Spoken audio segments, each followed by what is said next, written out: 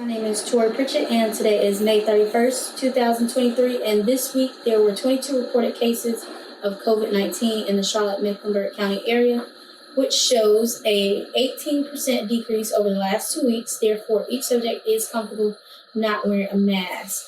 Today, I have the pleasure of interviewing Deasia Smith, and I'm going to give her the opportunity to introduce herself. Hi, I'm Deasia Smith. My role here at Johnson C. Smith is the Masters of Social Work Admissions Counselor. All right, Deasia. And where's home for you right now? Charlotte, North Carolina.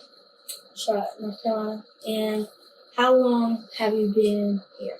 I've been here all my life. I was born here and raised here. Okay. And you attended school here as well? In Gaston County. Gaston County. All right. And what school did you go to? South Point High School. All right. Okay. And if you could, describe your last 2 years during the COVID-19 pandemic for me. During COVID, I was in college. During that time, we were on like a hybrid schedule. All right. And so how was it transitioning from traditional classes to online classes? It was pretty easy. We were already doing a few things online. Since I was so far in my major, a lot of it required me to be off campus anyway. So it was just a way of us figuring out how to incorporate Zoom for like our weekly meetups and things like that. And how did that go for you? If you could like describe like a layout for me of a week. Say that one more time. Describe a layout of how like one of your weeks went. I would wake up around like 9 or 10 for class. Since I didn't have to leave for class, it was pretty much getting up right at time for class, log in, pull out my notebook. Everything would pretty much already be laid out from the day before. And I would have on average like 2 to 3 classes a day. Okay. And if you don't mind, what was your major? Elementary education. Elementary education. So with some things that pertain to that major, how was homework for you? Homework was a lot of discussion boards, really. Mm-hmm. Depending on the class that I was in at the time, sometimes it was a lot of lesson planning, pretty much no matter what class you had. A lot of lesson planning, discussion boards, learning a lot about, I had a class on disabilities, learning about different disabilities and being able to do casework for them. So it would give you ideas of what could be going on in the classroom and you find a solution for it. Okay. Now, with you having to, basically finish college, somewhat online, what were some things that you kind of had to change? Like, was there any case studies that you kind of had to look at and think of how you could change that narrative with COVID going on? How it changed my work and things. I would say I had to stay more on top of myself. And then it gave us, as a classroom, after talking with classmates, it gave us a new way to think about how to handle things in the classroom, because we were living in a time where some teachers had never experienced, or a lot of people have never experienced what was going on in the world, and they had to adjust. So it kind of made us adjust our thinking into today's standard. Okay. And with you saying that, you had to make some adjustments and things like that, what were some challenges that you might have faced during the pandemic? I would say in a classroom aspect, not being able to have easy access to your classmates and getting their perspective on work. And then, each semester, because we had multiple semesters online, some people you might have not known who was even in your class or even got the chance to even meet them to build those networking components. So that socialization aspect of it affected you during that time? Yes. Now, transitioning, were you able to, finish, your degree, actually coming back to class and being, having traditional classes? Yes, I was. I graduated in May of 2022. And how was that transition for you, going home and then coming back, to school? Personally, I enjoyed it.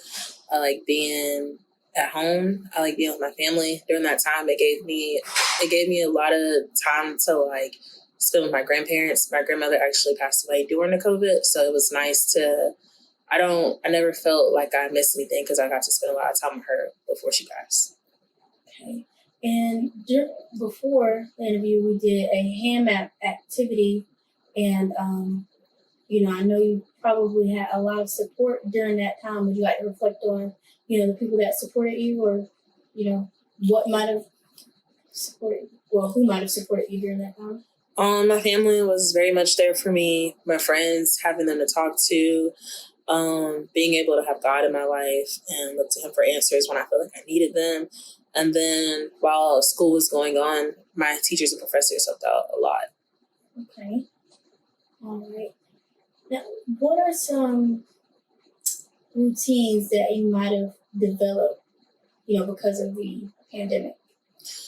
During the pandemic, I was pretty intentional about like getting up out of bed, making my bed, and trying to have a solid routine that also included me going outside and not just being stuck in the house, whether it was just for a walk or just doing an outside activity.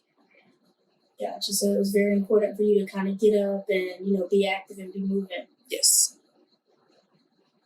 And during that time, how did, you feel? I was pretty happy. It felt like I was just happy. It didn't really feel like I was in COVID. My life is now and was pretty like fast paced. And COVID gave me a time to actually sit and enjoy the moment. Okay. I'm glad to hear that. Were you able to travel during that time? We didn't really go anywhere crazy, just like to the beach. Okay. That's still, amazing for you to even be able to get out and do that. Were there any habits, that you might have developed? Eating out. Eating out more? Yeah. Ordering online and things like that? Yes. Ordering, a lot of places wouldn't let you eat in, but you could still get food to go. So sometimes me and my family would order food to go and just eat in the parking lot in the car together. Or we may just come home and eat it together. But we ate out a lot. Okay. Also, during that time, with you saying, a lot of places basically had, restrictions put in place. How was that? How did you adjust to the restrictions and safety requirements? I don't feel like it was anything hard to adjust to. I'm very social, but I'm the type of person that only wants to be social with people that I want to be social with. Mm-hmm. So it wasn't that hard. Most times when I was going places, I was with my family, and if I never really cared to have a lot of people in my space. Gotcha. And what do you think some long-lasting consequences are from the pandemic? I think COVID will always be here. I think it's something that we will now have to learn how to live with and kind of maneuver around. I think masks will kind of always be a thing. Everyone may not wear them, but you will still see people with them on, and I feel like they won't get a side eye when wearing them out. Mm-hmm. Okay. And were you working during the pandemic? I was not. Okay.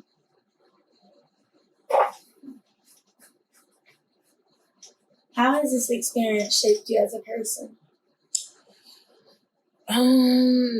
It showed me that sometimes your happiness and things are built off other people in a way. Not everybody had the chance to spend time with their family or to be around them. And so I feel like people who were pretty much more happy or had a better experience is that they enjoyed the people around them and they were able to get off social media and get out of just watching TV all day or their daily lives and actually connect with the people around them if they had the opportunity. Gosh, and did you have that opportunity to do that, make connections and things like that? I did. All right. Was there any influences that you had by any chance during that time that kind of changed you or anything that inspired you? I would say it made me want to learn other traits. During the time I learned how to make candles, I had started selling them. I feel like during that time, if you had the chance and opportunity, you build a lot of hobbies. Okay. And how was it for you, learning that trade? What were some things that you had to do to kind of master it? I had to, one, do my research on different types of soils that they use in candles, different scents. You learn how to mix different scents together to come up with the scent, how to actually make them, the process and making it and the cooling process was going to make your candle and have an effective burn and last as long as you want it to. Okay. And was that something that kind of helped you get through the pandemic in a sense? I think it helped me get through the pandemic in a way of giving me something to do, something positive or productive to do. Gotcha. So that was basically your job. You did work during the pandemic. So is that something that you still do now? No. No? No. Oh, no. I was expecting you to say yes. What do you think the future will look like now? I know things have slowed down a bit, but what do you think the future will look like? I think in like a working area, I think a lot of places have now learned how to like work from home or found that maybe certain positions weren't even needed. Mm-hmm. So I think a lot of bigger corporations are figuring out how to, I guess, really get the most out of their money, if that makes sense. Yeah. Okay. So like a working thing, I just think, I can't even come up with the words right now.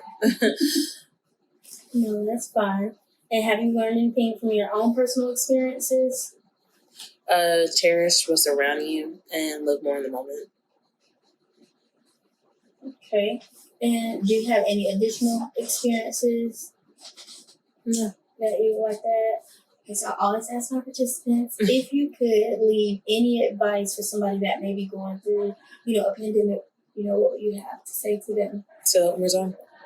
If you had some, encouraging words or any advice that you would give to someone, that may be going through a pandemic, something that might have pushed you or helped you, get through it. I would definitely say stay active. Figure out what makes you happy if you don't already know, and try to do the things that make you happy during that time. Okay.